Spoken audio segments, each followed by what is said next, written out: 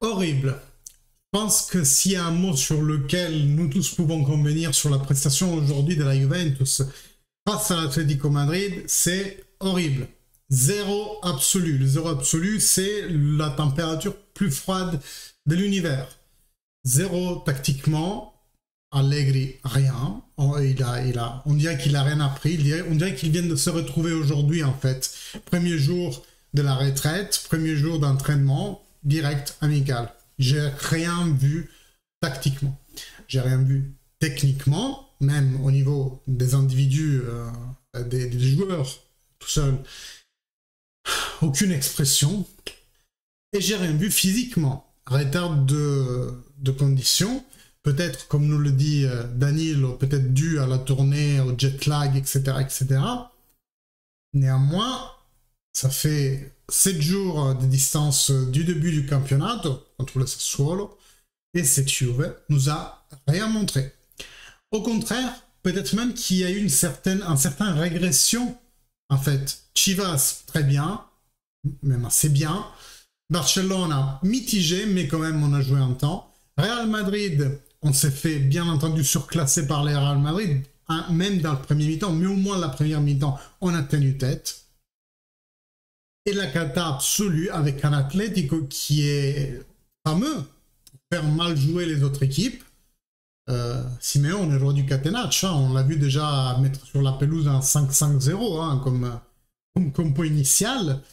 Mais néanmoins, une équipe qui quand même a su faire mal en contre-attaque, mais aussi au niveau du jonglage des passes, on aurait dit la deuxième mi-temps avec le Real Madrid, tellement nos joueurs étaient piégés dans la cage de passe de l'Atlético Madrid. Donc on encaisse 4 buts, il y a du travail, mais vraiment beaucoup au niveau des mécanismes à mettre en place. J'ai vu une équipe décousue, en fait. On aurait dit qu'il n'y avait même pas de milieu de terrain. Quand il y avait un porteur de balle qui portait ballon, ben, il n'y avait pas de mouvement sans ballon pour se faire remarquer. On restait derrière les lignes couvertes par les joueurs qui se sont très bien débrouillés hein, pour cacher le jeu à la Juventus. L'Atlético Madrid est fameux pour ça. Mais néanmoins, un minimum de vitalité. Alors oui, il faisait chaud, mais il faisait chaud pour eux aussi. Alors oui, c'est la pré-saison, mais c'est la pré-saison pour eux aussi.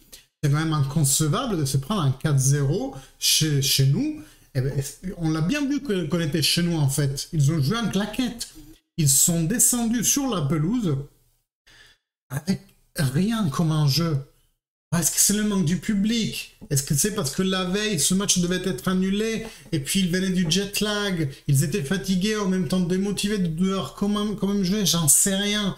Mais on n'a rien vu, rien. C'est vraiment dommage de voir une équipe aussi peu soudée, peu envieuse. J'ai regardé les matchs avec mes parents. Je ne regarde jamais de foot. C'était pas l'Italie, ils ne regardent pas. Et ma mère me fait, bah, on dirait qu'ils n'ont pas envie de jouer. Donc d'un œil profane comme celui de ma mère, qui ne comprend rien au football, déjà ça se voit. Il n'y a pas l'intention, en fait. Même pas l'intention. Cette équipe a des lacunes. Ok, elle n'est pas complète. Il nous faut quelqu'un sur la gauche haut. Il nous faut quelqu'un sur la gauche bas. Mais qui, à mon avis, ça restera une lacune de cette Juventus. Il nous faut quelqu'un d'épaisseur au milieu de terrain. Parce qu'avec un Pogba blessé pendant encore 4 semaines, donc un mois environ, on est pratiquement le milieu de terrain de l'année dernière. Certes, avec un Fagioli, un Miretti et Rovella qui peuvent peut-être éventuellement être des bons remplaçants, mais qui ont démontré quand même en ce début de saison ne pas avoir la maturité nécessaire pour incarner un rôle de titulaire à la Juventus. Qu'on les fasse grandir match après match, tu fais 20 minutes par là, une demi-heure par là, tu deviens petit à petit un joueur digne d'être sur le banc de la Juventus et après même titulaire. Mais ces steps, alors les anti-Allegri vont toujours dire Allegri ne fait pas jouer les jeunes, mais les steps sont nécessaires à grandir. Aujourd'hui, moi, si on me demandait d'être directeur produit dans une entreprise, j'en serais sûrement incapable. Pourquoi? Parce que j'en suis à un niveau intermédiaire, et peut-être un jour je serai projeté vers cet avenir-là. Mais aujourd'hui, j'ai pas les bases, j'ai pas la confiance même à mes propres capacités pour pouvoir être à ce genre de poste. C'est pareil pour un joueur, ou qu'en sais-je moi, quelqu'un qui fait de la plomberie, il a des apprentis, ben l'apprenti tout de suite, il peut pas être le maître du chantier, il doit apprendre les gestes, se faire confiance lui-même quand il entreprend une action particulière. C'est la même chose dans tous les métiers. Donc les jeunes, oui, très bien. Moi, je les garderai les trois, si vous voulez savoir. Mais ils doivent être entrés progressivement dans les tournations des joueurs. Quelques mois un peu un par un, Kostic va arriver, mais en tout cas, aujourd'hui, c'était... On a fait comme on a pu sur la gauche. Mais Vlahovic, il est tellement pas à niveau en ce moment, même physiquement. Il a eu une pubalgie. Pubalgie, pour ceux qui ne le savent pas, c'est une inflammation à la partie, aux parties basses, toute la partie entre les deux cuisses, la haine et tout ça. Et c'est hyper bâtard. Bernardes qu'il a eu aussi l'année dernière, parce que quand tu penses que c'est fini, en fait, tu te rends compte, tu commences à jouer une petite demi-heure et puis tu sens que ça te refait mal. Donc la pubalgie, c'est quelque chose de long. Bernardes qu'il a eu pendant la saison, Vlahovic l'a eu pendant les vacances, ce qui a fait peut-être qu'il a un peu mieux rattrapé, et peut-être qu'il sera prêt bientôt, mais il est un évident retard sur sa condition physique. En plus de ça, il était aussi très isolé en avant. Quand je vous disais équipe décousue, Vlahovic était tout seul devant, il est descendu 2-3 fois faire des petites passes courtes pour décharger la pression, pour avoir un peu une supériorité numérique sur la 3/4, mais sinon, il n'a pas fait grand-chose, il n'a pas eu de ballons vraiment exploitables, et il était trop isolé devant. Bonucci a été horrible. Bonucci égale horrible dans ce match-là. Alors, je ne sais pas si maintenant il a la conviction d'être le premier sur la liste, le titulaire, ou c'est le manque de Chiellini, j'en sais rien, ou c'est un retard de condition physique aussi, mais il a été irregardable. Le premier but, c'est totalement sa faute. Morata se faufile derrière lui. Morata attend le moment où Bonucci tourne la tête vers le porteur de ballon pour se faufiler derrière, ni vu ni connu, et attraper le ballon et le mettre dedans. D'ailleurs, Morata, on en parle. Il est beau ce triplé.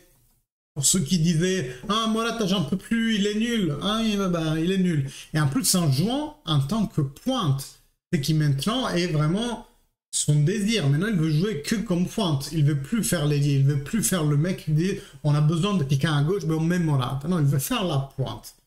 Et l'Atlético est en train de lui donner cette possibilité. Gianni Balzarini disait que Morata était sur le retour, mais par exemple, hier à Grèce, il nous disait qu'à son avis, avec ce triplé, Morata s'enlève lui-même du mercato.